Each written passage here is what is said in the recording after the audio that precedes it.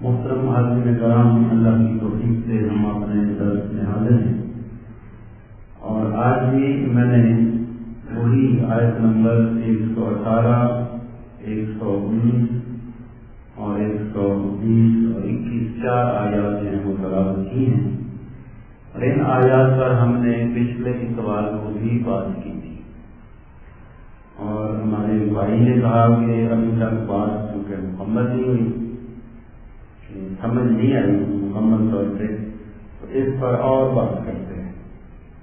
تو میں نے کہا ٹھیک ہے، تو آج ہم پھر انہی آیات پر بات کریں گے، اور تھوڑا سا میں خلاصہ بیان کر دوں پچھلے درس کا، تاکہ وہ بات ہمارے ذہن میں تازہ ہو جائے۔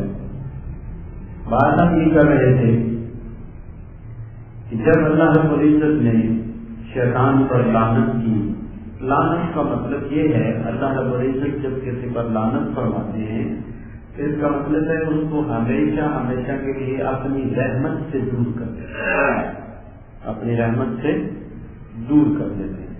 اس کے اندر پھر وہ جو انسان کے اندر یا کسی بھی چیز کے اندر واپس لوٹنے کا یا توبہ کا مادہ ہے اس کو ختم کر دیا جاتا ہے، تو اپنے رحمت سے محروم کر دینا یہ اللہ کی لعنت ہے۔ تو جب شیطان نے یہ دیکھا کہ وہ اللہ کی رحمت سے ہمیشہ ہمیشہ کے لیے دور ہو گیا ہے، مردود ہو گیا ہے، ریجیکٹڈ ہو گیا ہے، رجیم ہو گیا ہے، یہ سارے الفاظ قرآن میں شیطان کے لیے استعمال ہوئے، اعوذ باللہ من الشیطان الرجیم، مردود ہے، لعین ہے۔ اب جب ایک انسان، اب اس کو ہم انسان اس لیے لیں گے کہ اللہ تعالیٰ نے فرشتوں کو بھی اپنے بندے کہا ہے جو اس کی عبادت کرتے ہیں۔ اب شیطان بھی سوچتا ہے، حرکت کرتا ہے، موو کرتا ہے، عمل کرتا ہے، اس لیے مثال یہ دینا چاہتا ہوں کہ جب کوئی انسان مایوس ہو جاتا ہے تو پھر اس کے پاس دو راستے ہوتے ہیں۔ آپ نے دیکھا کہ کچھ لوگ خودکشی کر لیتے ہیں، کیا کوئی ہنستا بستا انسان بھی خودکشی کرتا ہے؟ نہیں، یعنی مایوس ہو گیا نا، کوئی صحت بیماری سے مایوس ہو گیا کہ اب میں صحت مند نہیں ہو سکتا، کوئی اپنے حالات سے مایوس ہو گیا کہ اب یہ واپس نہیں آ سکتے، یہ اس کا اپنا ڈیسیژن ہوتا ہے، کیونکہ حالات ٹھیک ہونا یا نہ ہونا یہ مستقل اور غیب کی بات ہے، اور غیب کوئی جانتا نہیں اللہ کے سوا، یا اللہ کے رسول صلی اللہ علیہ وسلم یا رسولوں کے سوا جو اللہ نے ان کو عطا فرمایا ہے، اور یا اللہ کو اللہ رب العزت نے ایک ویژن عطا فرمایا ہے، اس کے علاوہ آپ جائیں گے کسی بھی نیک آدمی کے پاس جاتا ہے نا انسان جب مایوس ہوا ہوتا ہے تو وہ ایسی باتیں یا گفتگو کرتا ہے کہ اس کی مایوسی ختم ہو جاتی ہے کہ اللہ تعالیٰ میرے سے حالات کو بدل دے گا، تو محنت کو جاری رکھ، تو یہ کام کیا کر، تو وہ اس طرف لگاتا ہے تاکہ ان کا حالات، ان کا جو خیالات ہیں وہ ادھر سے ہٹ جائیں، کیونکہ ہم سوچ رہے ہوتے ہیں نا اسی بات کو، اور جو چیز ہم سوچ رہے ہوتے ہیں وہ ہمارے سامنے ہونا شروع ہو جاتی ہے۔ اب جب انسان مایوس ہوتا ہے تو وہ یقیناً یا تو کوئی مثبت قدم اٹھائے گا یا پھر کوئی منفی قدم اٹھائے گا۔ زیادہ تر رجحان یہ ہے کہ وہ منفی قدم اٹھاتا ہے، زیادہ تر تجربات یہی ہیں کہ وہ نیگیٹو کی طرف جاتا ہے۔ تو شیطان نے بھی جب دیکھا کہ وہ تو اسے تو در سے رحمت سے دور کر دیا گیا ہے، تو شیطان کے پاس بھی دو راستے تھے۔ ایک راستہ کیا تھا؟ آدم علیہ السلام والا تھا کہ ربنا ظلمنا انفسنا وان لم تغفر لنا وترحمنا لنکونن من الخاسرین۔ ایک راستہ یہ تھا کہ وہ اللہ کے سامنے ہاتھ جوڑ کر کھڑا ہو جاتا، اپنی غلطی کو تسلیم کر لیتا۔ یہ بڑا فن ہوتا ہے، یہ ہماری تربیت کے لیے ضروری ہے، یہ بڑا فن ہوتا ہے، اور انسان جب اپنی غلطی کو تسلیم کرتا ہے تو اس کی اصلاح کا دروازہ کھل جاتا ہے۔ یہ یاد رکھیں، ہم اپنی غلطی کو تسلیم نہیں کرتے، ہم دوسروں کو کنڈیم اور دوسروں پر ملامت کرنا شروع کر دیتے ہیں، وہ ایسے کر رہا ہے میں نے ایسے کر لیا تو کیا ہو گیا۔ تو اس طرح سے ہماری وہ جو راستہ ہے نا کھلنے کا، اصلاح کا، وہ بند رہتا ہے۔ اب ایک تو طریقہ یہ تھا جو آدم علیہ السلام نے اللہ کے فضل سے اپنا لیا، اور آج آدم کی اولاد کو بھی یہی راستہ اپنانا چاہیے۔ اب دوسرا راستہ جو شیطان نے اپنایا وہ کیا تھا؟ تکبر اور غرور کا، وہ اکڑ گیا اور وہ ریونج فل ہو گیا۔ کیا ہو گیا؟ بھائی مجھے اگر در سے دور کیا گیا ہے، رحمت سے دور کیا گیا ہے، جنت سے دور کیا گیا ہے، تو میں نے اب کسی کو نہ جنت کے قریب جانے دینا ہے نہ اللہ کے قریب جانے دینا ہے۔ یہ سمجھے، یہ حسد کی ایک فضا قائم ہو جاتی ہے، اور یہ آج ہمارے ہاں تو کوئی خال ہوں گے جو بچے ہوئے ہیں کہ حسد جس میں نہ ہو، کہ مل کے کھانا، کہ مجھے اگر تھوڑا مل رہا ہے تو تھوڑا میرے بھائی کو بھی مل جائے۔ تو ہمارے اندر یہ پہلو جو ہے وہ بڑا گہرا ہے، اور یہ شیطانی پہلو ہے کہ جیسے وہ حسد میں آ گیا، ریونج فل ہو گیا، بدلے پہ اتر آیا، تو اس نے یہ سوچا کہ اب چونکہ میں رحمت حاصل نہیں کر سکتا لہذا میں کسی کو نہیں کرنے دوں گا۔ اب یہ تو اس نے بات کر دی، اللہ رب العزت کے سامنے اس کا اظہار بھی کر دیا۔ اب اس اپنے خیال کو یا اس آئیڈیالوجی کو پورا کرنے کے لیے بھی تو اسے کچھ چاہیے نا، کچھ طاقت چاہیے۔ اب وہ طاقت کے لیے اب دیکھیں وہ صرف ندامت نہیں، یہ ساری طاقتیں کہ اپنے منصوبے کو وہ عملی جامہ پہنائے، وہ اللہ کے سامنے کھڑا ہو گیا کہ مجھے زندگی دے دے قیامت تک، مجھے طاقتیں دے دے، مجھے یہ دے دے، تو اللہ رب العزت نے اس کو ساری طاقتیں عطا فرما دی۔ چونکہ ہم نے بات یہ کی تھی کہ لگتا ایسے ہے کہ شیطان نے بھی ایک پیرلل نظام قائم کر رہی، یہی بات کی تھی نا ہم نے کہ اللہ رب العزت کی منشا اس کے پیرلل ایک مساوی شیطان نے بھی نظام قائم کیا ہوا، اور اس کو ایکٹیویٹ کیا کس نے کیا ہے، طاقتیں کس نے عطا کی ہیں؟ اللہ، اس میں بھی کوئی منشا ہے نا، اللہ رب العزت کی کوئی منشا ہے، اس لیے اس نے عطا کی ہیں۔ تو جب یہ سارا کچھ وہ لے بیٹھا، اب انسان کو دیکھتے ہیں، انسان کے پاس کیا یہی طاقت تھی کہ وہ اللہ کے سامنے سر جھکا دے جیسے آدم علیہ السلام کی تھی؟ اور قرآن مجید نے بارہا یہ اعلان کیا کہ اللہ کے بندے کہتے ہیں مولا ہمارے اندر کوئی طاقت نہیں، ہم گناہ سے نہیں بچ سکتے، ہم بدی سے نہیں بچ سکتے جب تک تیرا فضل نہیں ہوتا۔ یہ ہمیں ایک یعنی تربیت ہماری کی گئی ہے کہ تم نے کبھی نہ اپنے علم پہ اعتماد کرنا ہے کہ علم مجھے بچا لے گا، علم مجھے بچا لے گا، نہ اپنے وظائف پہ اعتماد کیا جا سکتا ہے، نہ اپنی عبادات پہ۔ یہ سب کچھ کرنے کے بعد جو ہمیں فلاسفی دی گئی ہے وہ یہ ہے کہ کہ تمہیں لوٹ کر ادھر جانا ہے مولا، یہ تیرا فضل ہے. یہ ہمارے پاس ایک اتحاد ہے. کیا ہے؟ یعنی ہم اپنے مالک کے سامنے، جیسے دنیا میں ہوتا ہے کہ ہم اپنے مالک اور خالق کے سامنے کھڑے ہو جائیں اور اپنی کمزوری کو مان لیں اور اللہ رب العزت سے ہم مدد طلب کریں اور اللہ سے عرض کریں کہ مولا تیرے فضل کے سوا ہم نہیں بچ سکتے. یہ دو اب اسکول آف تھاٹ جو ہیں وہ ہمارے سامنے آ گئے. ایک شیطانی ہے اور ایک رحمانی ہے. یعنی اللہ کے بندوں کا یہ وسیلہ ہوتا ہے اور جو ابلیس کے فالوورز ہوتے ہیں ان کا تکبر اور غرور اب وسیلہ ہوتا ہے. یہ اب دنیا انسانیت جو ہے وہ دو گروپوں میں تقسیم ہو گئی. اب مختصر کیونکہ میں پچھلی بات بتا رہا ہوں، اب دیکھنا یہ ہے کہ گروپ کس کا بڑا ہے. گروپ نمبر کے تعداد سے، تعداد کے لحاظ سے کیا شیطان کو فالو کرنے والے زیادہ ہیں یا کم ہیں؟ زیادہ ہیں. اب دنیا میں جتنی برائی کی فساد ہو رہا ہے، جتنا برائی کی جڑ ہے جو، اب وسائل بھی ان کے پاس ہیں یا نہیں؟ اب دیکھیں یورپین کنٹریز کو دیکھ رہے ہیں، ان کے پاس وسائل موجود ہیں اور وہ جو چاہتے ہیں جس ملک پر جاتے ہیں اس کو امپوز کر دیتے ہیں اور وہ اعلان کرتے ہیں کہ ہم سے کوئی بچ کر نہیں جا سکتا، ہم اس کو مار دیں گے، اس کو مار دیں گے، اس پر کر لیں گے. اب اگر دیکھا جائے فزیکلی تو شیطان کے فالوورز کی تعداد کی زیادہ ہے اور اس نے قرآن مجید میں یہی اعلان کیا ہے. اب آپ نے ان آیات کے ترجمے کی طرف آتے ہیں کہ جب اللہ نے لعنت فرما دی، اس پر دور کر دیا، اب تو ریونجفل ہو گیا، طاقتیں لے لی اور پھر اس نے کہا وقالا لا تأخذن من عبادك نصيبا مفروضا کہ یا اللہ اب قسم ہے مجھے کہ میں ضرور تیرے بندوں میں سے ایک اپنا حصہ مقرر کروں. اللہ کے سامنے ڈائلاگ میں چلا گیا. اور کچھ ہمارے مفسرین نے لکھا ہے کہ اللہ کے ساتھ زیادہ باتیں کرنا شیطان کی عظمت کو ظاہر نہیں کرتا. شیطان کی عظمت کو ظاہر، اب یہ ان کی تفصیل ہے نا. کیا اللہ رب العزت نے اس کو ٹائم دیا کہ نہیں دیا؟ قرآن میں تو اللہ فرماتا ہے کہ کس کی مجال ہے جو اللہ سے بات کرے، کس کی مجال ہے جو اللہ سے، اور شیطان جو ہے وہ ڈائلاگ میں آنسر ہو رہا ہے. کیا اللہ رب العزت کی ذات سے گفتگو کرنا عزت کی بات وجہ ہے یا نہیں؟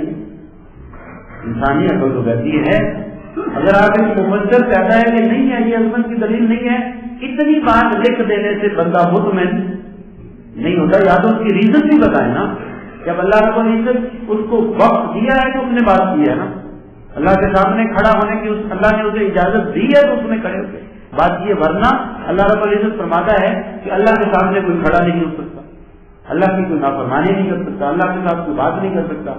اب اس نے یہ کہا کہ میں نصیب اپنا حصہ لوں گا، لیکن اب اس نے 4 باتیں بتائیں. اب پھر ان کو ہم گنتے ہیں، پھر میں آگے چلتا ہوں کہ میں سب سے پہلے اس نے کہا قسم کھا کر والا ہوں، میں انہیں ضرور گمراہ کروں گا. اب گمراہ کا معنی کیا ہے کہ اگر کوئی سیدھے راستے پر چل جاتا ہے تو اس کو سیدھے راستے سے ہٹا دوں گا. یہی ہے نا گمراہی کا معنی کہ اگر کوئی نماز پڑھتا ہے تو نماز سے ہٹا دوں گا، اگر کوئی اللہ کا ذکر کرتا ہے اسے ہٹا دوں گا، اگر کوئی سچ بولتا ہے اسے جھوٹ کی طرف لگا دوں گا. ایک تو اس سے وہ نعمت چھین لوں گا جو اس کے پاس اچھائی ہے، اور دوسرا اسے برائی کی طرف لگا دوں گا. اور یہ اس نے الف کے اوپر شارٹ، الف کے اوپر زبر لگا کر قسم کھا کر کہا کہ میں انہیں ضرور گمراہ کروں گا، اچھائی چھین لوں گا، برائی کی طرف لگا دوں گا. اور یہ باتیں بھی ہم پچھلے اتوار کو کر چکے ہیں کہ اللہ نے پھر جب اس نے کہا میں گمراہی کی طرف لے جاؤں گا تو اللہ رب العزت نے ایک نظام روحانیت اور نظام انبیاء قائم کر دیا.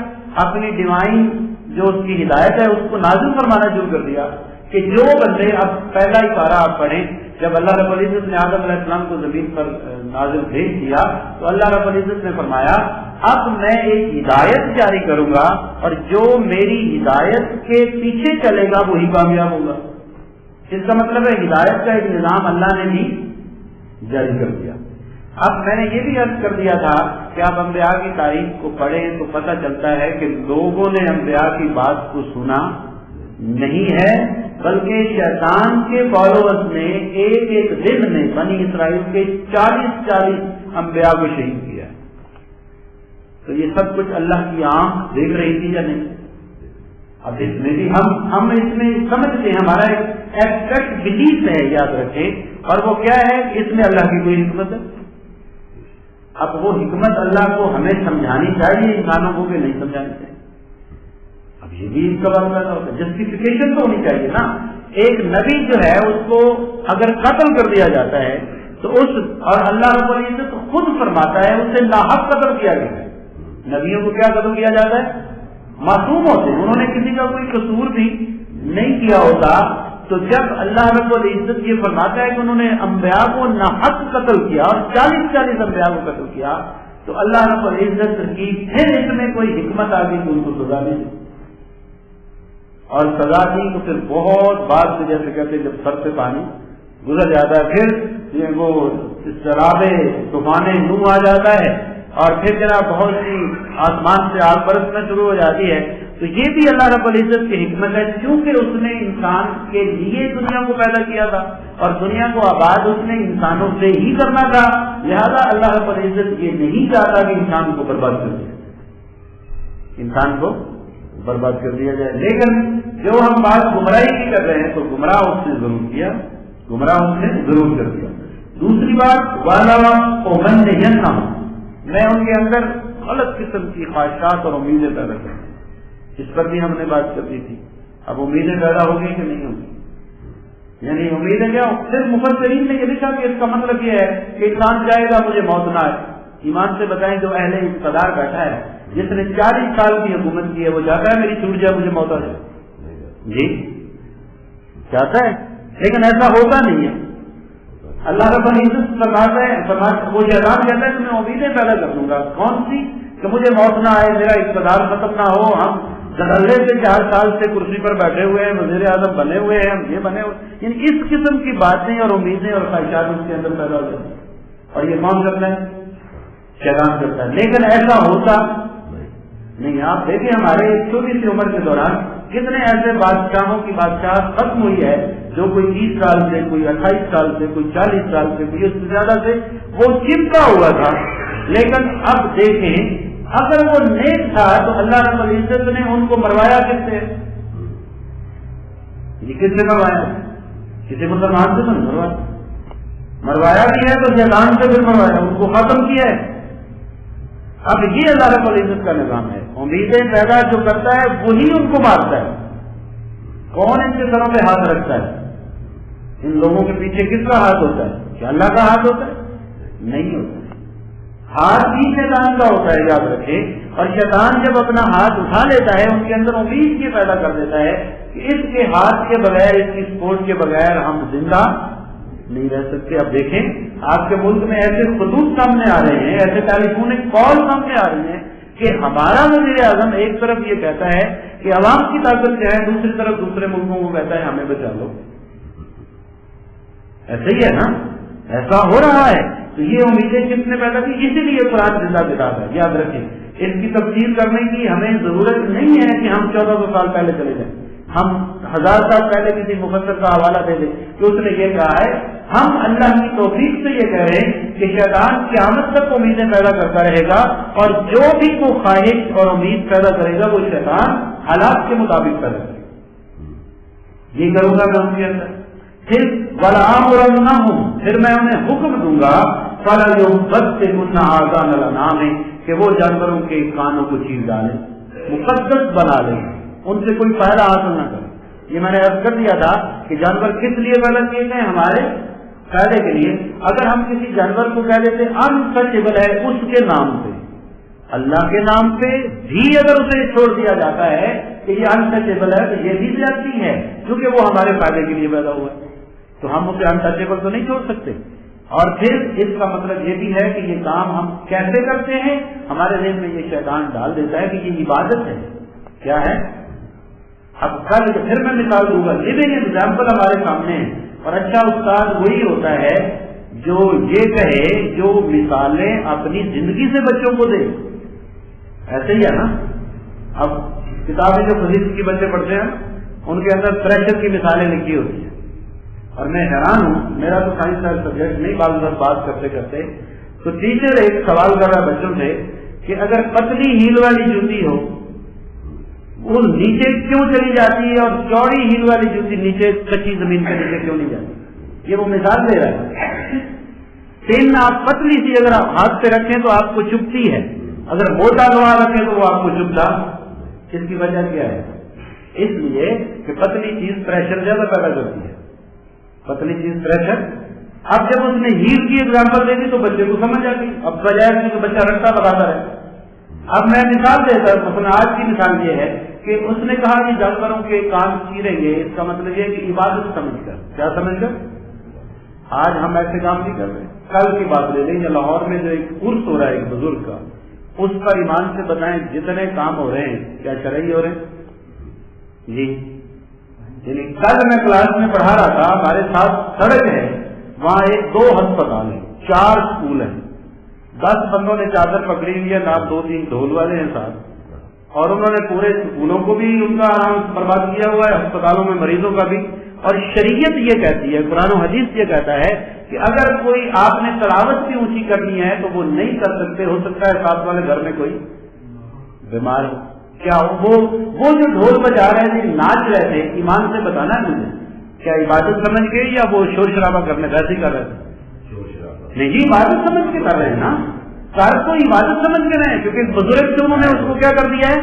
منسلک کر دیا، ایسوسیٹ کر دیا ہے. اور آپ اسے، میں نے کہا وہ کہاں سے چلے ہیں، کتنے لوگوں کا انہوں نے آرام برباد کیا ہے، مجھ سمیت. کسی نے ان کو روکا ہے؟ جی کسی نے انہیں روکا ہے کہ یار یہاں ہاسپٹل ہے، یہاں اسکول ہیں، یہاں لوگوں کے گھر ہیں، تم گھروں میں سے گزرے جا رہے ہو، 4 تم لوگ ہو، ایک تم نے چادر پکڑی ہے، 2 ڈھول والے ہیں تمہارے ساتھ، اور یہ تم عبادت سمجھ کے کر رہے ہو. کسی نے انہیں روکا نہیں ہے. لیکن ہمیں شریعت کیا کہتی ہے کہ اگر تم کوئی برائی دیکھو تو اسے ہاتھ سے روکو. ایسے ہی کہتی ہے نا. بخاری اور مسلم شریف کی حدیث ہے کہ اگر تم کو من رہا ہے تو منکرن فلیغیرہ بیدہ، اگر تم میں سے کوئی بھی برائی دیکھے تو اسے ہاتھ کی طاقت سے روک دے. اچھا اگر ہاتھ کی طاقت نہیں ہے، وَإِن لَمْ يَسْتَطِعْ، اگر اس کی طاقت نہیں ہے تو پھر کیا کرے؟ فَبِلِسَانِهِ، کیا انہیں کسی شخص نے زبان سے روکا؟ کسی انہیں حاجی نے نہیں دیکھا ہوگا، کسی حاجی کا آرام بھی ڈسٹرب ہوا ہوگا، کسی نیک آدمی کا، کسی پولیس والے کا، جن کی ڈیوٹی ہے، کیا انہوں نے نہیں انہیں دیکھا ہوگا؟ رات 12 بجے کی جب میں یہاں سے گیا ہوں کہ میں گاڑی بھروا لوں کیونکہ آج وہ بند ہونی ہے، رات 12 بجے یہ سڑک پر 15-20 لوگ تھے، انہوں نے پوری سڑک بلاک کی. وہ گاڑیوں کے آگے ڈانس کر رہے تھے، چادر انہوں نے سبز پکڑی تھی، پان وہ کھا رہے تھے اور کسی کو گزرنے نہیں دے رہے تھے. اب مجھے بتائیں کہ وہ دین سمجھ کے کر رہے تھے، عبادت سمجھ کے، دین کا حصہ سمجھ کے کر رہے ہیں کہ نہیں کر رہے ہیں؟ کر رہے ہیں نا. شیطان کہتا ہے میں انہیں اس طرف لگا دوں گا کہ وہ کام میرا کریں گے لیکن سمجھیں گے عبادت. اب انہیں کسی نے روکا کیوں نہیں ہے؟ میں نے 1-2 لوگوں سے بات بھی کی، انہوں نے کہا اس لیے نہیں روک سکتے کیونکہ دین کا مسئلہ ہے. اب دیکھیں مذہب کا مسئلہ ہے، مذہب بڑا جذباتی ہوتا ہے. ایمان سے بتائیں مذہب جذباتیت سکھاتا ہے؟ جی مذہب جذباتیت نہیں سکھاتا، مذہب تو کول مائنڈنس سکھاتا ہے. مذہب کہتا ہے اگر تمہیں کسی نے مارا ہے، تمہیں غصہ آیا ہے تو کیا کرو؟ پانی پیو. غصہ آیا ہے پانی پیو، وضو کرو تاکہ تمہارا غصہ ٹھنڈا ہو جائے. بیٹھے کھڑے ہو تو بیٹھ جاؤ، بیٹھے ہو تو لیٹ جاؤ، کیونکہ غصے کو فروغ کرنا ہے، ختم کرنا ہے. تو اب یہ کتنے کام وہاں ہو رہے ہیں غیر شرعی ہیں، کوئی لوگ کر جن کی ذمہ داری ہے وہ نہیں روکتے. ہم کہتے ہیں ہم اپنے گلے میں، کیونکہ ہم نے بھی رات گزارا کر لیا، 5-10 منٹ پیچھے پیچھے آہستہ آہستہ جا کے چلے گئے. یہاں تو جنازہ اگر گزر رہا ہو نا سڑک تو ساری سڑک بلاک ہوتی نہیں ہوتی؟ یہ ہوتی ہے کہ نہیں ہوتی؟ لوگوں نے ڈنڈے پکڑے ہوتے ہیں جنازے کے ساتھ اور آگے گاڑیوں کو ایسے ایسے کر رہے ہوتے ہیں، گاڑیوں والوں کو ادھر ہو جاؤ ادھر ہو جاؤ. کیوں؟ کوئی ہلاکو خان آ رہا ہے؟ بھائی جنازہ ہے، ادبن احترامن کھڑے ہو جائیں گے. آپ ایک طرف چلو، لوگوں کو گزرنے دو، ہر کسی نے مرنا ہے. سمجھ آ رہی ہے نا؟ ٹریفک کو بلاک کر دینا، جلد سے جلوس، کتنا کچھ. یہ جو جلوس ہوتے ہیں، جو دھرنے ہوتے ہیں، کہاں ہوتے ہیں؟ سڑک پہ ہوتے ہیں نا. کیا لوگوں کا آرام تو نہیں خراب ہوتا ہوگا؟ جی حضور صلی اللہ علیہ وسلم کا ارشاد ہے کہ سڑکوں پہ، راستوں پہ کھڑے ہی نہ ہو. اور ہم سارے داڑیوں والے، سارے دین والے وہاں کھڑے ہوتے ہیں اور ہم بھی ملک کے خیر کے لیے کر رہے ہوتے ہیں کہ نہیں کر رہے؟ میں تو باتیں، مجھے یہ تفسیر ہے یعنی ہم اس کو خیر کے لیے کر رہے ہیں، یہ ملک کی ضرورت ہے، عوام کے وسیع پر مفاد میں کریں، اور عوام ذلیل ہو رہی۔ یعنی جس نے 2 بجے چھٹی ہونی تھی، 2:30 بجے گھر پہنچنا تھا، وہ 4:30 بجے پہنچ رہا ہے، اور ہے اس کی بھلائی کے لیے، اس کی خیر کے لیے۔ تو اس کی تشریح یہ ہو گئی کہ ہم ایسے، وہ شیطان کہتا ہے میں کاموں میں لگا دوں گا جسے وہ عبادت سمجھ کے کریں گے، لیکن وہ اللہ کی عبادت نہیں ہوگی۔ آپ کسی کو کہہ کے تو دیکھیں گے، وہ کہے گا یہ اولیاء کو نہیں مانتا، وہابی ہو گیا ہے، آگے تھوڑی سی چلیں گے تو کافر ہو گیا ہے، ہاں جی یہ بے ایمان ہے، یہ تو مانتا ہی نہیں ہے۔ تو وہ جذبات میں آگے آپ کے جذبات سے کھیلنا، حالانکہ نہ اس کا وضو ہے، نہ اس کو دعا آتی ہے، نہ اس کو نماز آتی ہے، نہ اس کو دین آتا ہے، کچھ نہیں آتا۔ اور ہو سکتا ہے یہ میری ایک پرسپشن ہے کہ وہ کلومیٹر ادھر جا کر جتنے پیسے کٹے ہوئے ہیں وہ سارے شیشے میں ڈالے، چادر کو لپیٹے ہو جائے، وہاں جانا بھی نہیں ہے۔ تو یہ چیزیں جب وہ کریں گے تو شیطان کی والا عام اور انا ہوں، پھر اب وہ کہتا ہے میں انہیں حکم دوں گا والا جو وہی روزنا خلق اللہ، کہ اللہ کی تخلیق کردہ چیزوں میں تبدیلی کرتی، اپنی شکلیں بدل لیں، اپنی شکلیں بدل۔ اس پر بھی ہم بات کر چکے تھے، اللہ کے احکامات کو بدل دینا یہ بھی اللہ کی تخلیق میں ایک تبدیلی ہے۔ اللہ نے ایک چیز حلال پیدا کی، ہم نے اپنے اوپر کیا کر لی؟ حرام پیدا کی۔ میں نے ایک بزرگ سے پوچھا، یہ جو آپ بڑا گوشت منع کرتے ہیں لوگوں کو، مریضوں کو، کوئی آ گیا ڈر گیا کچھ ہو گیا، آپ کہتے ہیں بڑا گوشت نہ کھاؤ، میں نے پوچھ لیا ایسے تو آپ کو پتا ہے کہ اس کے انگریڈینٹس کیا ہوتے ہیں، اس کے اندر کون سی چیز نقصان دہ ہوتی ہے؟ یعنی اس میں کاربوہائیڈریٹ ہیں یا کون کون سے اس میں نیوٹریئنٹ ہیں جو صحت کے لیے نقصان دہ، آپ کو معلوم ہوتا ہے اس کا؟ کیا آپ یہ جاتے ہیں کسی ہومیوپیتھی کے پاس، کسی حکیم کے پاس، کیا انہیں پتا ہوتا ہے کہ بطر نہیں کھانے، اس کا کیا مطلب ہے؟ یہ پتا ہوتا ہے؟ میرا نہیں کیا کہ انہیں پتا ہوتا ہے، نہ کبھی لیب میں گیا ہے، نہ کبھی انالیسس کیا، نہ انہیں پتا ہوتا ہے۔ تو انہوں نے سیدھی بات کر دی، انہوں نے کہا کہ ہمیں کوئی پتا نہیں ہوتا، ہم ایک نفسیاتی اثر کرنے کے لیے بندے کے اوپر کچھ نہ کچھ بتا دیتے ہیں تاکہ وہ نفسیاتی طور پر مطمئن ہو جائے کہ مجھے جناب اگر اس نے کبھی کھا لیا کچھ ہو گیا تو اس نے کہا دیکھا حضرت صاحب نے منع کیا ہوا تھا لہٰذا میں نے نہیں کھایا۔ اب حلال کو حرام کر دینا، آپ کو ڈاکٹر کو پڑھا لکھا سمجھتا ہے کہ آپ کو یہ بیماری ہے اور یہ اس وجہ سے ہوئی ہے، یہ اس کھانے سے تیز ہو سکتی ہے، وہ اس کو منع کر دے۔ لیکن آپ نے تو ایک دم کرنا ہے اور دم کے ساتھ آپ کہتے ہیں کہ جی 10 چیزیں نہ کھائیں، لیکن حرام کی حد تک نہیں۔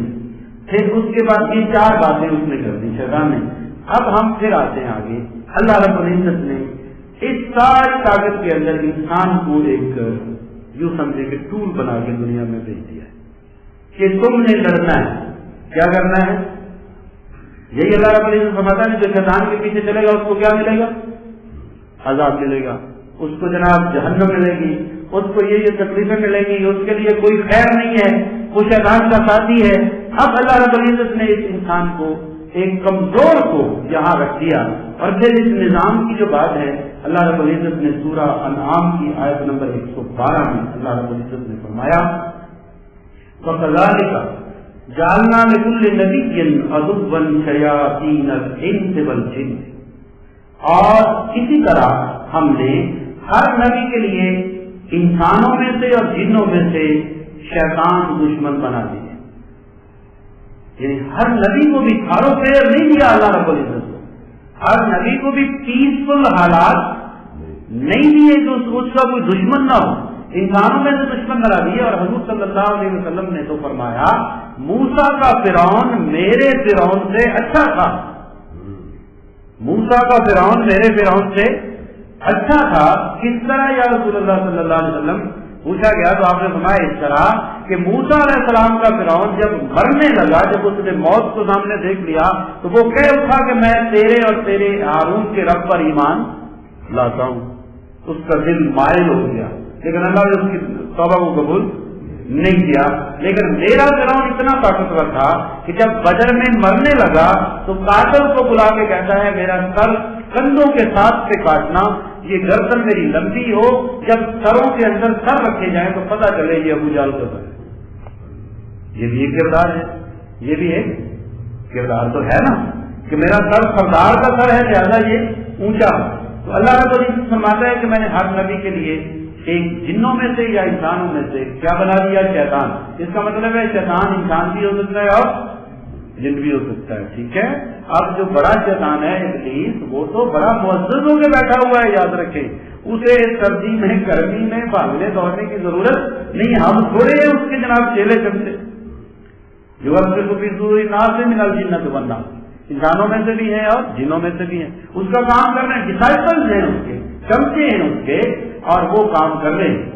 اب پھر یوں ہی بات ہوں میرا بات. اب وہ بات جو ہے باز کی طرف یوں ہی وہی کا لفظ استعمال کیا اللہ رب العزت نے کہ انکار کرتے ہیں، باتیں کو جاتے ہیں وہ ایک دوسرے کو. ان کی منصوبہ بندی ایک ہوتی ہے، اور زخرف القول غرورا، اور باتیں بڑی بڑا چڑھا کے بیان ملمہ کاری کر کے باتیں بتاتے ہیں. شیطان کیا کرتا ہے؟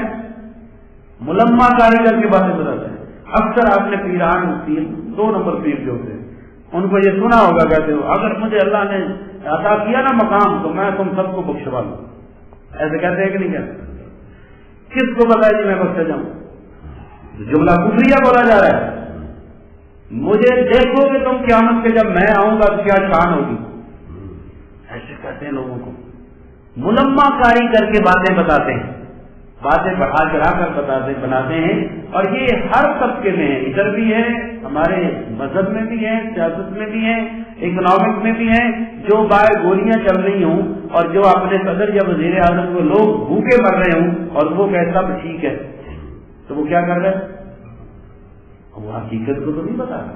عمر فاروق رضی اللہ تعالیٰ عنہ دیگر جو ہمارے خلفائے راشدین ہیں، وہ جس کو مقرر کرتے تھے فرماتے تھے تو ایک برج ہے عوام کے اور میرے درمیان، حالات جیسے ہوں ویسے مجھے پتا.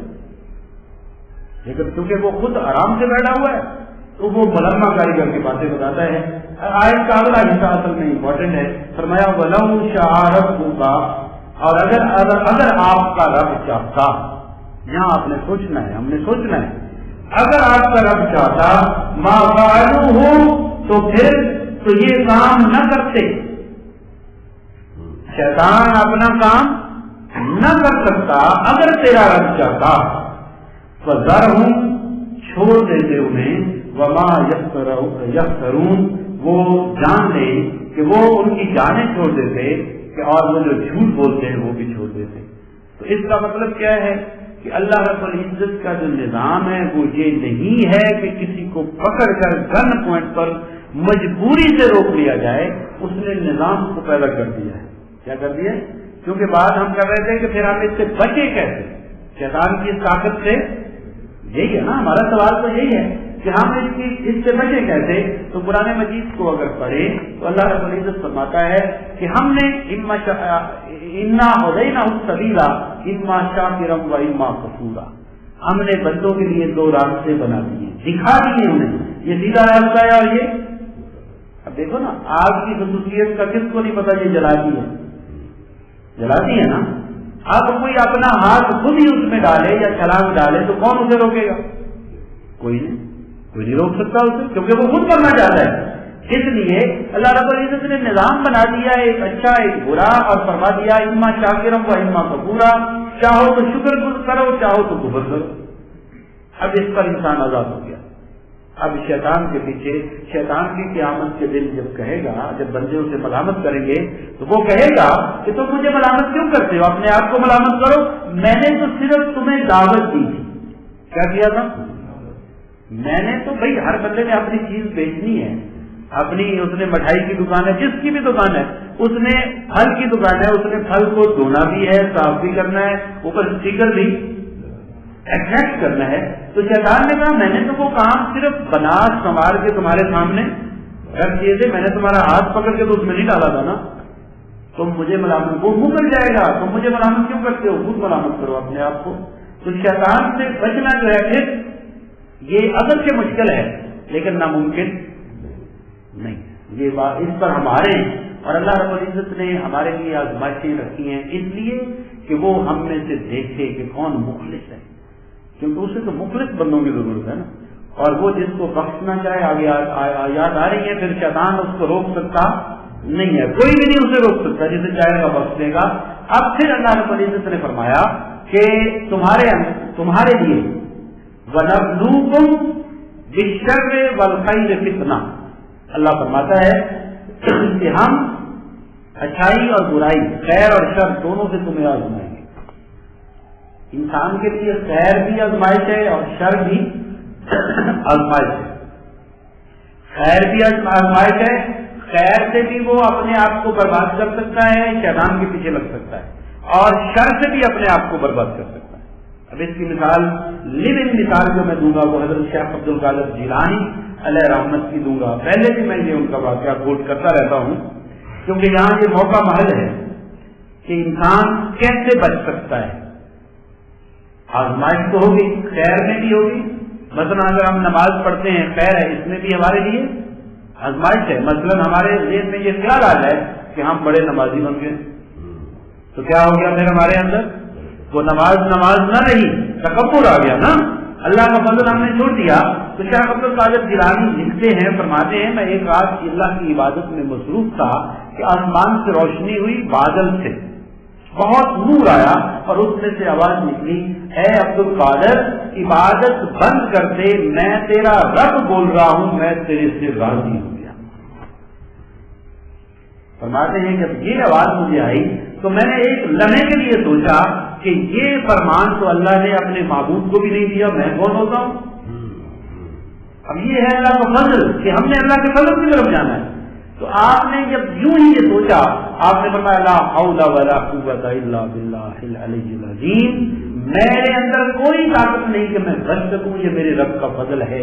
جب میں نے یہ پڑھا تو وہ نور چھٹ گیا، ختم ہو گیا، اور پھر اس میں سے آواز آئی، اس نے کہا عبد القادر تجھے آج میرے حملے سے تیرے علم نے بچا دیا ہے، ورنہ اس مقام پر پہنچے ہوئے 40 یا 70 اولیاء اللہ کو میں جہنمی بنا چکا ہوں، اس مقام پر پہنچے ہوئے جہاں تو اس وقت ہے۔ تو شیخ عبد القادر جیلانی فرماتے ہیں پھر میں نے اسے کہا ظالم، جاتے ہوئے تو پہلے سے اور بڑا حملہ کرتا ہے، مجھے میرے علم نے نہیں میرے رب کے فضل نے بچا دیا۔ یہ اینڈ ہے بندے کا، بندے کی کوشش کا یہ کیا ہے کہ اگر اس وقت خیال آ جاتا ہاں مجھے علم نے بتا دیا کہ یہ شیطان ہے، اسی وقت راہ گئے درگاہ ہو جاتا، یہی شیطان کا کام تھا، شیطان نے یہی کہا تھا، وہ علمی بحث میں پڑ گیا تھا اللہ کے ساتھ آدم علیہ السلام کے معاملے میں، اور فرشتوں نے کیا کہا تھا، سبحانک لا علم لنا الا ما علمتنا، مولا ہمارے پاس علم نہیں ہے، انہوں نے علم کی نفی کر دی، ہمارے پاس علم نہیں، ہم نہیں جانتے ہیں، ہاں جو تو نے ہمیں سکھا دیا۔ علم بھی وہ ہے جو رب سکھاتا ہے، یاد رکھیں، ایک علم رحمانی ہوتا ہے اور ایک علم شیطانی ہوتا ہے، اور علم رحمانی کو پڑھنے کے لیے کتابوں کی ضرورت نہیں۔ قرآن کہتا ہے کہ جب اللہ رب العزت علم عطا فرمانا چاہتا ہے تو اس بندے کا سینہ کھول دیتا ہے اسلام کے لیے، علم کے لیے، تو جب اللہ نظر کرم کروا دیتا ہے پھر اسے پڑھنے کی ضرورت نہیں ہوتی۔ تو رحمانی علم اور ہوتا ہے، اور علم لدنی جو اللہ رب العزت عطا فرماتا ہے اپنے اولیاء اللہ کو، انبیاء کو، وہ علم لدنی ہوتا ہے اور وہ اپنے خزانوں سے فرماتا ہے۔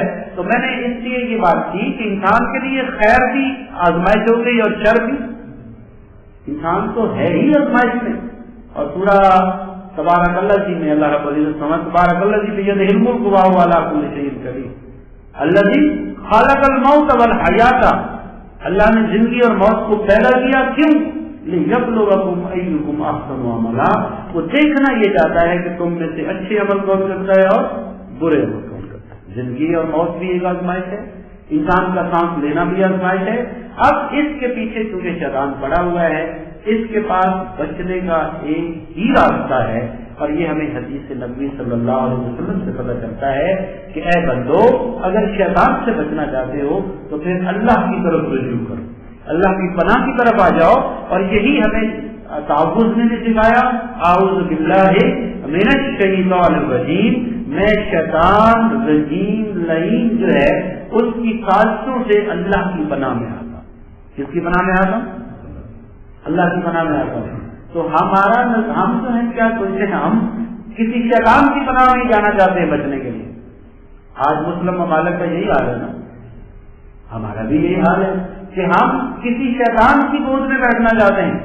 اگر چھوٹا شیطان تنگ کرتا ہے تو ہم بڑے شیطان کا دروازہ ایسے ہی ہے نا جی، کھٹکھٹاتے ہیں نا جاگے. جب بڑا شیطان آ جاتا ہے تو پھر وہ 100 سال وہاں سے جانے کی پھر قبضہ کر لیتا ہے، پھر وہ ریسورسز پہ قبضہ کر لیتا ہے. یہ وہ آیات ہیں قرآن مجید کی جن میں اللہ رب العزت فرماتا ہے پھر جب بندے کے اوپر شیطان حاوی ہو جاتا ہے، استعوذ علیہ الشیطان، جب شیطان بندے کی اسٹیئرنگ سیٹ پہ بیٹھ جاتا ہے، بندے کے اعمال کا مالک بن جاتا ہے، تو پھر بندہ کوئی عمل نہیں کرتا شیطان کی مرضی کے خلاف. اس لیے وہ کہتا ہے میں حکم دے دوں، پھر اس کا حکم چلتا ہے. تو شیطان ہمارے نفس پہ حاوی ہو جاتا ہے، ہماری سوچوں پہ حاوی ہو جاتا ہے. تو اس سے اس آزمائش کی دنیا کے اندر بچنے کا، میں نے اس مقصد کے لیے علامہ اقبال کو بھی پڑھا، ان کے بھی خیر اور شر، یہ جو میں نے حوالے دیے ہیں اینڈ پہ، اگر یہ میں نے علامہ اقبال سے ہی دیے ہیں، خیر اور شر جو ہے اس پر علامہ اقبال نے بھی بات کی، اور اینڈ پر انہوں نے بھی یہی لکھا کہ اس خیر اور شر کی آزمائش میں، اس دنیا کی آزمائش میں بچنے کا یہی طریقہ ہے کہ بندہ اللہ کی پناہ میں آ جائے. بندہ کس کی پناہ میں آئے گا؟ اللہ کے سوا اور کوئی نہیں ہے جو بچا سکتا ہے، یاد رکھے. اور یہ اسی سورت کی آیت نمبر جو 83 ہے اس کے اندر بھی اللہ رب العزت نے فرمایا ہے کہ اگر اللہ رب العزت جو ہے اس کی رحمت اور فضل نہ ہوگا، ولولا فضل اللہ علیکم، اگر تم پر اللہ کا فضل و رحمت ہو اور اس کی رحمت نہ ہو، لَاتَّبَعْتُمُ الشَّيْطَانَ إِلَّا قَلِيلًا، پھر شیطان کے پیچھے تم چلنا شروع ہو جاؤ مگر چند لوگ جو ہے وہ بچ جائیں. پھر اسی کی اس سورہ النساء کی آیت نمبر 31 کے اندر جی اللہ رب العزت فرماتے ہیں کہ ان تجتنبوا الکبائر، اگر تم کبیرہ گناہوں سے بچو گے. کیا کبیرہ گناہوں سے؟ کسی کا مال کھانا کبیرہ گناہ ہے، یاد رکھیں. کسی کے ساتھ فراڈ کرنا، کسی کی عزت کے ساتھ کھیلنا، یہ کبیرہ گناہ ہے. ماں باپ کی نافرمانی کرنا کبیرہ گناہ ہے. فرمایا اگر تم کبیرہ گناہوں سے بچو گے، ما تنہون عنہ نکفر عنکم سیئاتکم، پھر اللہ رب العزت تمہارے چھوٹے گناہوں کو ختم کر دے گا. کیا کر دے گا؟ چھوٹے گناہوں کو ختم کر دے گا. وَنُدْخِلْكُمْ مُدْخَلًا كَرِيمًا، اور پھر تمہیں ایک اچھی عزت والی جگہ پر داخل کرے گا. پھر اللہ رب العزت قرآن مجید میں فرماتا ہے کہ یہ جو ان الحسنات یذہبن السیئات، جو نیکیاں ہوتی ہیں یہ برائیوں کو ختم کر دیتی ہیں. تو ایسی آیات ہمارے قرآن مجید میں موجود ہیں کہ جن سے ہمیں یہ پتہ چلتا ہے کہ ہم شیطان کے نرغے سے اگر بچنا چاہتے ہیں تو اس کا واحد راستہ کیا ہے؟ ہم اتباع رسول صلی اللہ علیہ وسلم میں آ جائیں، ہم اللہ رب العزت کی پناہ میں آ جائیں. ہمارے خیالات کو جو کنٹرول کرتا ہے شیطان، ہم ان خیالات میں ہی اللہ کا ذکر کرنا شروع کر دیں. جو زبان اللہ کے ذکر سے تر رہتی ہے، یاد رکھیں، پھر شیطان اس پر نہیں آ سکتا. تو شیطان کب آتا ہے؟ انگریزی میں ایک محاورہ ہے، an evil mind is the workshop of Satan, an empty mind is the workshop of Satan. کہ جو خالی ذہن ہوتا ہے کہ شیطان کی ورکشاپ ہوتا ہے. جب ہمارے پاس کچھ نہیں کرنے کے لیے ہوتا تو وہ آ جاتا ہے. اس لیے بزرگوں نے جو ہمیں بتایا ہے وہ بھی یہی ہے. جیسے حضرت بھلے شاہ علیہ رحمت فرماتے ہیں کہ ویلی نہ بو کچھ کر دی گو، ویلی نہ بو کچھ. اب کچھ کرنے سے مراد کیا ہے؟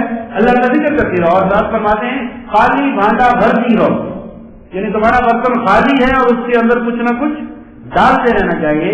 جو انسان اس طرح، جو مسلمان اس طرح زندگی بسر کرتا ہے اور ہر کام کرنے سے پہلے حضور صلی اللہ علیہ وسلم نے ہمیں کیا تعلیم دی؟ بسم اللہ الرحمن الرحیم، اللہ کا ذکر. یہ ہے اللہ کا ذکر.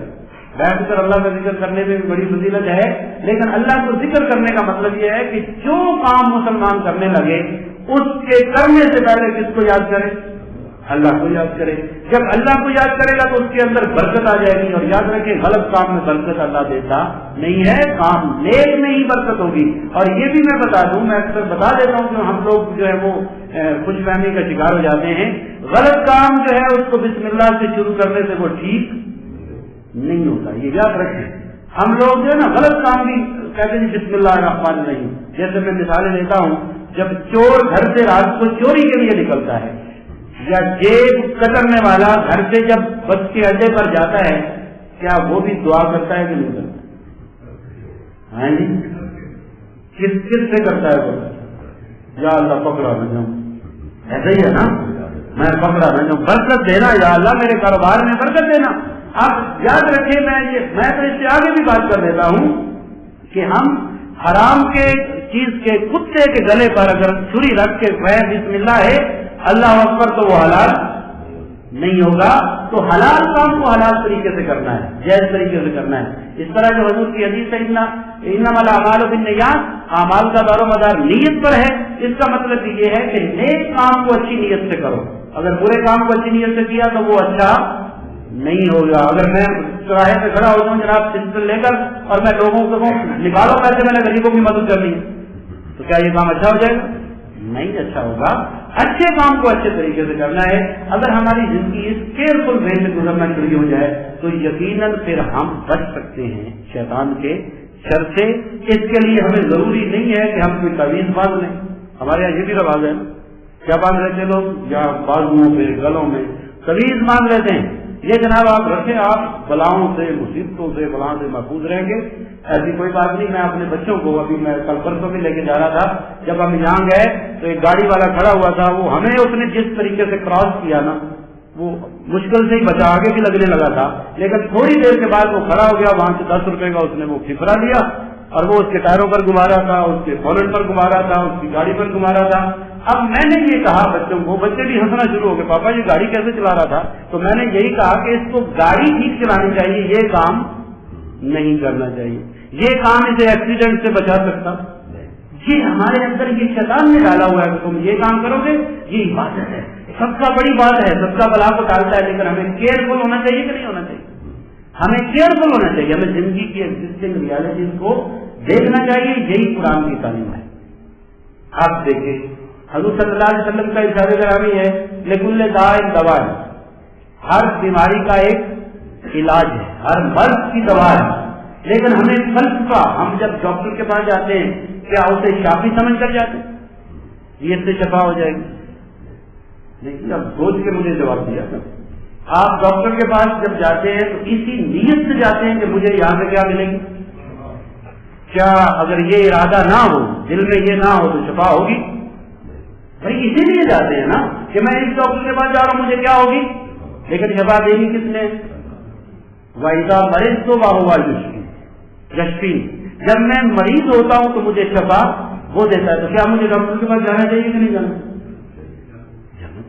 حضور صلی اللہ علیہ وسلم کا ارشاد گرامی، اور حضور صلی اللہ علیہ وسلم نے ایسی غذائیں مریضوں کو، اپنے صحابہ کو جو ہے وہ دی ہے، پرسکرپشن دی ہے کہ آپ یہ کھایا کرو، آپ یہ کھایا کرو۔ دم کرانے کے لیے آتا نا دعا کے لیے، تو کیا حضور صلی اللہ علیہ وسلم ایمان سے؟ بس یہ بہت بڑی خرابی ہے۔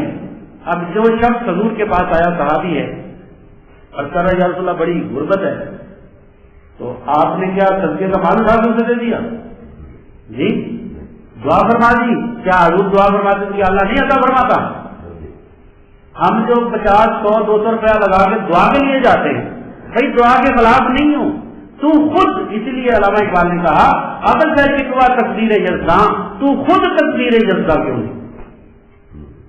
بندہ خود تقدیر جزا کیوں نہیں بنتا؟ خود ہی کو کر بلند اتنا کہ ہر تقدیر سے پہلے خدا بندے سے خود پوچھے بتا تیری جزا کیا ہے۔ یعنی بندے کا مقام تو یہ ہے، بندے کا مقام۔ اب حضور صلی اللہ علیہ وسلم کے پاس آیا، دعا کے لیے آتا ہے، حضور نے دعا بھی فرماتے ہیں حضور، لیکن آپ نے پوچھا تیرے گھر میں کیا ہے؟ اس نے کہا میرے گھر میں فلاں چیز ہے، فرمایا لے آیا، وہ لے آیا۔ حضور نے فرمایا اپنے غلاموں سے کون خریدے گا یہ اس کا سامان، کتنے میں خریدے گا؟ 2 دینار 3 دینار میں حضور صلی اللہ علیہ وسلم نے سامان بھجوا دیا۔ اس کے بعد فرمایا جاؤ بازار سے ایک رسی لے آؤ، ایک کلاڑا لے آؤ۔ وہ دونوں چیزیں لے آیا۔ حضور کیا کروں؟ فرمایا آپ جنگل میں جا کر لکڑیاں کاٹو، شام کو بازار میں بیچو۔ اب وہ یہ کام کرنا شروع کر دیا اس نے، اللہ نے برکت دی۔ چند ہی دنوں کے بعد اس نے کہا یا رسول اللہ صلی اللہ علیہ وسلم، اللہ کے فضل سے، برکت سے، اب محنت کس کی تھی؟ محنت تو بندے کی ہے۔ لیس للانسان الا ما سعى، انسان کے لیے وہ کچھ ہے جو اس کی محنت کرتا ہے۔ اللہ نے حالات کو بدل دیا۔ ہم اس طرف نہیں جاتے، ہم شارٹ کٹ ڈھونڈ رہے ہیں، اور یہ سارے شیطانی طریقے ہیں، یہ یاد رکھو۔ یہ کس کے طریقے؟ شیطانی طریقے۔ اور آج کم و بیش میں کہتا ہوں 90% سے زیادہ مسلمان اسی طرف لگے ہوئے، دکانداریاں بنا کے لگے ہوئے، اور ایسی بات کی جائے لوگوں کے ایمان خراب ہو رہے ہیں، لوگ آگے سے فتوے لگاتے ہیں۔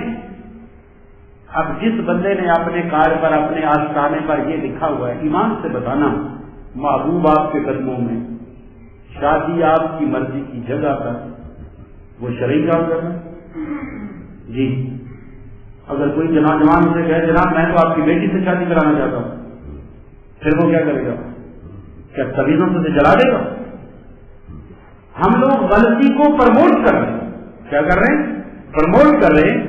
اس لیے ہمیں چاہیے یہ کہ ہم شیطان سے بچنے کے لیے یہ اللہ رب العزت کی طرف رجوع کرنا پڑے گا، قرآن کی طرف جانا پڑے گا، اور قرآن کو صرف عبادت کے لیے نہیں۔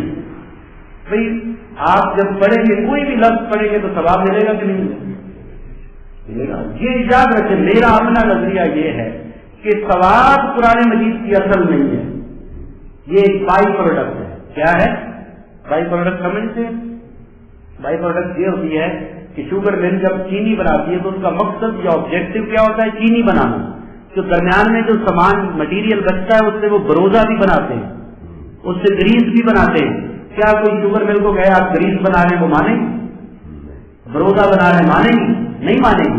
وہ کہیں گے ہم شوگر بنا رہے ہیں، چینی کے بنانے کے پروسیس میں بروزہ اور گریس خود بن گئی ہے۔ یاد رکھیں، جب بسم اللہ الرحمن الرحیم پڑھا، ثواب ہر حرف کے بدلے میں ملے گا، لیکن اگر اس پر عمل کر لیا تو پھر نور نہ لاگو ہو جائے۔ اس طرف لوگوں کو لے جانے کی ضرورت ہے۔ ثواب ضرور ملے گا۔ قرآن کی زیارت کرنا ثواب ہے کہ نہیں جی؟ خانہ کعبہ کی زیارت کرنا ثواب ہے کہ نہیں؟ حضرت علی کے چہرے کو دیکھنا عبادت ہے کہ نہیں؟ ماں کے چہرے کو دیکھنا عبادت ہے کہ نہیں ہے؟ یہ ہے کہ نہیں ہے؟ جو بندہ جو مسلمان اپنی ماں کے چہرے کو مسکراتے ہوئے دیکھتا ہے، حضور نے فرمایا اسے کیا ملتا ہے؟ مقبول حج کا ثواب۔ اور جو ماں کو ٹھڈے کھانے کے لیے یہاں چھوڑ جاتا ہے اور ہر سال عمرے میں چلا جاتا ہے، وہ اس نے اس کا مطلب ہے پیغام شریعت کو سمجھا نہیں ہے۔ نام کو حضرت اویس کرنی کا لیتا ہے رحمت۔ آپ کو پتا ہے کہ حضرت اویس کرنی اسی زمانہ میں تھے جس زمانہ میں حضور صلی اللہ علیہ وسلم اس دنیا میں ظاہری طور پر موجود تھے۔ کیا صحابی بنے؟ جی نہیں بنے۔ کیا حج کیا؟ بعد میں کیا۔ پوچھا گیا نہ صحابی بنے ہیں نہ اس دوران حج کے لیے گئے، وجہ کیا ہے؟ فرماتے ہیں کیونکہ میں ماں کی خدمت کرنے والا کوئی نہیں، میں اپنی ماں کے پاس ہوتا ہوں۔ تو حضور نے کتنا کرم فرمایا۔ اب یہ تو ہو نہیں سکتا کوئی حضور سے محبت کرے اور حضور کو پتہ نہ ہو، یہ ہو نہیں سکتا۔ اس لیے حضور صلی اللہ علیہ وسلم نے اپنے وصال کے وقت یہ فرمایا حضرت علی اور حضرت عمر رضی اللہ تعالیٰ عنہما سے، یہ میرا کرتا لے لو، کرن کے علاقے میں جانا، وہاں ہمارا ایک دوست اویس رہتا ہے، اس کو یہ کرتا دینا، میرا سلام کرنا، اور پھر یہ بھی کہنا حضور نے فرمایا تھا امت کے لیے دعا بھی کرنا۔ مقام یہ ملا ہوا ہے مقام، لیکن ظاہری طور پر آ کر صحابی نہیں بنے، حضور کی نظر میں۔ میرا کہنے کا مطلب یہ ہے بھائیو، ہم دین کو اس طرح سمجھیں جس طرح اللہ رب العزت کی منشا ہے، جیسے حضور صلی اللہ علیہ وسلم نے ہمارے سامنے رکھا ہے، تو پھر تو ہم شیطان سے بچ سکتے ہیں۔ اگر ہم شارٹ کٹ ڈھونڈتے رہتے ہیں، اب دیکھو نا بندہ میں ہنسی آتی ہے، بجائے اس کے کہ بندے کو توفیق ہو، کوئی مشکل ہو، مثلا رات ہمارے گھر میں یہ بات ہو رہی کہ فلاں جو ہے نا ان کا تو بیٹا بیمار ہو گیا، پس آتا تھا، اس کی الٹیاں آئی ہیں، اس کو نظر لگ گئی ہے۔ تو میری مسز نے کہا یہ بات کی، میں نے کہا آپ کو دوسرے پہلو کا بھی پتہ ہے؟ کہتی پتہ ہے، یعنی نظر لگ گئی ہے، اب نظر اتروانے کے لیے وہ کہاں جائیں گے؟ کسی نظر والے کے پاس جائیں گے نا۔ دوسری بات یہ ہے، میں نے کہا جو وہ کاروبار کرتا ہے اس کا باپ اس کی ادھر تو نظر نہیں کہ میں اس کاروبار کو چھوڑ دوں، میرے بچے کے اندر حلال جائے، یعنی نظر کی طرف بات چلی گئی ہے، ہماری جادو اور سونے کی طرف بات چلی جاتی ہے، لیکن ہم اپنی اصلاح کی طرف جاتے نہیں ہیں کہ جو ہمارے کام ہیں کہیں ان کی تو سزا نہیں مل رہی، جو میں کما رہا ہوں لوگوں کو بلیک میل کر کے، کیا اس کی سزا تو نہیں مل رہی؟ تو شیطان اس طرف جانے نہیں دیتا، وہ وسوسے ڈال کے دوسری طرف لے جاتا ہے۔ تو ہم تقریباً اپنے درس کے اینڈ پر پہنچ چکے ہیں کہ اختتام یہی ہے کہ اللہ رب العزت کی ہی بارگاہ ایسی ہے جو ہمیں شیطان سے بچا سکتی ہے.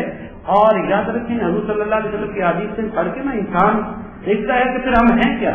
حضور صلی اللہ علیہ وسلم نے جب یہ فرمایا نا کہ اللہ کے فضل کے سوا کوئی جنت میں نہیں جا سکتا تو صحابہ نے سوال کیا یا رسول اللہ کیا آپ بھی؟ میں قربان جاؤں صحابہ نے ہمارے لیے اتنے راستے کھول دیے ہیں. تو جب صحابہ نے یہ پوچھا تو میرے مصطفیٰ کریم نے فرمایا ہاں میرے صحابہ میں محمد بھی اللہ کے فضل کے سوا جنت میں نہیں جا سکتا. تو جنت کا مالک کس نے بنا دیا؟ اللہ نے. ہے جنت کے مالک جس کو جاتے ہیں جنتی بنا لیتے ہیں. ابو بکر جنت میں جائیں گے, عمر جنت میں جائیں گے, عثمان. یہ باتیں ساری اب سنتے رہتے ہیں. لیکن جب صحابہ کی تربیت کی تو کیا فرمایا؟ میں بھی اللہ کے فضل کے سوا جنت میں نہیں جا سکتا. تو پھر ہمیں اگر کوئی بتا ہو سکے کہے جناب جو شرینیاں میں لیتا ہے جو پیسے بھی لیتا ہے وہ کہتا ہے جناب میں تمہیں اپنے ساتھ جنت میں لے جاؤں گا. تمہیں کیسے پتا ہے کہ تو جنت میں جائے گا؟ ہاں جو ہمیں لے جائے گا. تو ہمیں ایک ایسے اس ماحول میں رکھا جاتا ہے اور ایسی باتیں بتائی جاتی ہیں اور یہ ساری شیطانی ہیں. یہ میں ان پر کنوینسڈ ہوں. عمر فاروق رضی اللہ تعالیٰ عنہ امیر المومنین ہیں. ایمان سے بتائیں عمر فاروق سے زیادہ بھی کوئی عالم تھا جی؟ زبان مصطفیٰ سے قرآن سنتے ہیں, حدیث سنتے ہیں اور حضور فرماتے ہیں میرے عمر کی زبان پر حق بولتا ہے. شیطان عمر سے, یہ حدیثیں ہیں کہ نہیں ہے, جس راستے پر عمر آئے شیطان کو راستہ چھوڑ دیتا ہے. یہ مقام رکھنے والی شخصیت جب کسی مبلغ کو سنا وہ حدیث مصطفیٰ بیان کر رہا ہے کہ جس کے اندر رائی کے برابر بھی ایمان ہے وہ جنت میں جائے گا, اور جس نے لا الہ الا اللہ پڑھ لیا وہ جنت میں جائے گا. عمر فاروق نے بلایا اس مبلغ کو, تبلیغ کر رہا ہے, تھپڑ بھی مارا اور فرمایا کہ لوگوں کو بے عمل کرتے ہو, گمراہ کرتے ہو یہ حدیثیں سنا کر. یہ حدیثیں عام لوگوں کے لیے نہیں ہے. اور ہم کیا سناتے ہیں ساری رات بیٹھ کر؟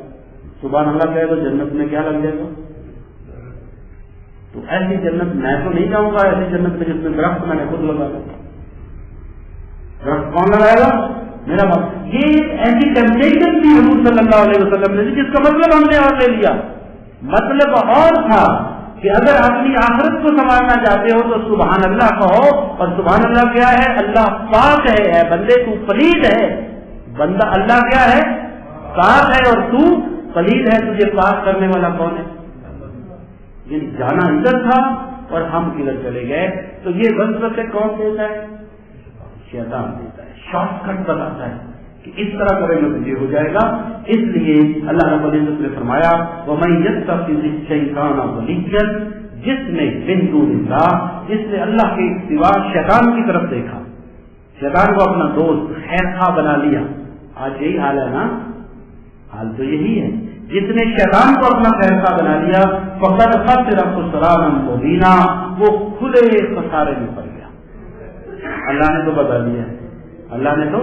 اور سورہ یاسین کو پڑھنا گھر جا کے جس میں اللہ رب العزت فرماتا ہے بنی آدم الم اعہد الیکم یا بنی آدم اللہ تعبدوا الشیطان, کیا میں نے تمہیں نہیں کہا تھا کہ وعدہ نہیں کیا تھا شیطان کے پیچھے نہیں چلنا؟ لیکن تم میں سے اکثر گمراہ ہو گئے, اس کے پیچھے چلے گئے اور قیامت کے دن وہ تمہیں چھوڑ جائے گا. پھر فرمایا یعدہم ویمنیہم, ان کو وعدے دیتا ہے یہ ہو جائے گا وہ ہو جائے گا. جناب تمہارا ایسے تمہاری طاقت ہے, تمہارے پاس یہ سب کچھ ہے. اور پھر ان کو امیدیں اور توقعات دلاتا ہے شیطان, امیدیں بناتا ہے یہ ہو جائے گا, تمہیں جناب اولاد مل جائے گی, تمہیں کاروبار مل جائے گا, تمہیں فلاں چیز مل جائے گی, راتوں رات ایسے ہو جاؤ گے. وما یعدہم الشیطان الا غرورا, اللہ فرماتا ہے شیطان کے وعدے جھوٹے ہیں. شیطان کے وعدے, کیا وہ اللہ کی سلطنت کا مالک ہے جی؟ کیا اللہ نے اپنی سلطنت میں کوئی تصرف دے رکھا؟ نہیں دے رکھا ہے, اسے تصرف نہیں دے رکھا ہے, وہ مالک نہیں ہے. کیونکہ قیامت کے دن وہ وِدڈرا کر جائے گا. کیا کر جائے گا؟ پیچھے ہٹ جائے گا. اس لیے اللہ نے فرمایا شیطان تمہارے ساتھ جو وعدہ کرتا ہے وہ جھوٹا ہے. مسلمان کو یہ بات کنفرم ہو جانی چاہیے کہ شیطان کے وعدے جھوٹے ہیں اور رحمان کے وعدے سچے ہیں. جب ہمارے اندر یہ تفریق پیدا ہو جائے گی یقیناً ہم شیطان سے بچ جائیں گے. پھر فرمایا اولئک مأواہم جہنم, یہ وہ لوگ ہیں کہ جن کا ٹھکانہ جہنم ہے. ولا یجدون عنہا محیصا, اور پھر اس دن وہ وہاں سے بھاگ سکیں گے. آج تو بھائی بھاگ جاتے ہیں نا, یہاں سے کرپشن چھپاتے ہیں اور ملک سے باہر بھاگ جاتے ہیں. یہ ساری دنیا ختم ہونے والی ہے. بندہ مر گیا تو کچھ ختم ہو گیا, ٹھیک ہے نا. لیکن ان کو شیطان نے کہا ہے تم تو ختم ہو جاؤ گے، تمہاری اولاد کیا رہے گی؟ سکون میں رہے گی. جو تمہاری اولاد کے لیے کر رہے ہو، ہم اولاد کے لیے سب کچھ کر رہے ہیں. شیخ سعدی علیہ رحمت فرماتے ہیں یہ بندہ بھی کتنی عجیب چیز ہے کہ پہلے دنیا کمانے کے لیے، دولت کمانے کے لیے صحت دیتا ہے. کیا دیتا ہے؟ صحت اپنی دیتا ہے. کس کے لیے؟ دنیا کمانے کے لیے. پھر صحت کو واپس لینے کے لیے دنیا دیتا ہے، پیسہ دیتا ہے، دولت دیتا ہے. دیتا ہے کہ نہیں دیتا؟ پہلے اس کو پانے کے لیے اپنا بیماری دیتا ہے، اور پھر بیماری کو بھگانے کے لیے علاج پہ کیا لگاتا ہے؟ پیسہ لگاتا ہے. تو فرماتے ہیں یہ انسان کی ایک عجیب ہی چیز ہے کہ جو رہی نہیں اس کو کمانے کے لیے اپنے آپ کو اپنے برباد کر دیتا ہے. تو آج ہمارے پاس بھی یہی چیز ہے، بھائیوں کے بچوں کے لیے کر رہے ہیں. کس کے لیے کر رہے ہیں؟ اب کسی سے بھی پوچھ لینا، میں کسی مطلب کی بات پوری کرتا ہی نہیں ہوں، کسی سے بھی پوچھ لینا وہ کہے گا میں بچوں کے لیے کر رہا ہوں. کیا کر رہا ہوں؟ اس سے اگلی بات پوچھنا غیر اللہ کے لیے کوئی کام کرنا شرک ہے کہ نہیں ہے؟ بچوں کے لیے کام کرنا شرک ہے کہ نہیں ہے؟ اسے پوچھنا نا. وہ کہ نہیں یہ تو شرک نہیں ہے. بھائی کام جو کرو اللہ کے لیے کرو. کیا کرو؟ کام کس کے لیے کرو؟ تبلیغ یہ کرے گا ہر کام اللہ کے لیے کرو. لیکن جب دنیا کما رہا ہے تو کیا کہتا ہے میں بچوں کے لیے کر رہا ہوں، اپنے لیے کر رہا ہوں، گھر اپنے لیے بنا لوں کہ گھر میرا ہے، کتنا میرا ہے، بل میری ہے. حالانکہ تبلیغ کرے گا تو کہے گا بندہ کسی چیز کا مالک، لیکن لڑ پڑے گا، مر جائے گا، ایک والد 2 انچ زمین نہیں دے گا. تو ہمارے قول و فعل میں بھی تضاد ہے، یا تضاد ہے یا ہم دین جو سکھا رہے ہیں لوگوں کو وہ دین نہیں ہے جو دین نبوی صلی اللہ علیہ وسلم ہے. وہ ہمارا اپنا دین ہے. وہ ہم نے جو سمجھا اس کو پڑھا دیا. کیا کیا؟ جو ہم نے سمجھا اس کو پڑھا دیا. حالانکہ کوئی بندہ یہ دعویٰ نہیں کر سکتا کہ میں نے سمجھ لیا ہے. تو آخری بات یہ، آج میں امید کرتا ہوں کہ بات کچھ کلیئر ہوگی. جتنا مجھے اللہ نے توفیق دی میں نے اس طرح آپ کے سامنے رکھا کہ ہمیں بچنے کے لیے، شیطان سے بچنے کے لیے کس کی طرف جانا ہے؟ اللہ رحمان کی طرف جانا ہے. اسی لیے ہمارے جو بزرگان دین ہیں انہوں نے یہی سبق ہمیں دیا. اور میاں محمد بخش کا شعر میں آپ کو سنا دوں گا جس میں انہوں نے کہا کہ عدل کرے سے تھر تھر کمن اونچیاں شانہ والے، اور فضل کرے کا بخشے جامن میں برگے منہ کالے. تو اللہ کا فضل مانگنا چاہیے. کیا مانگنا چاہیے؟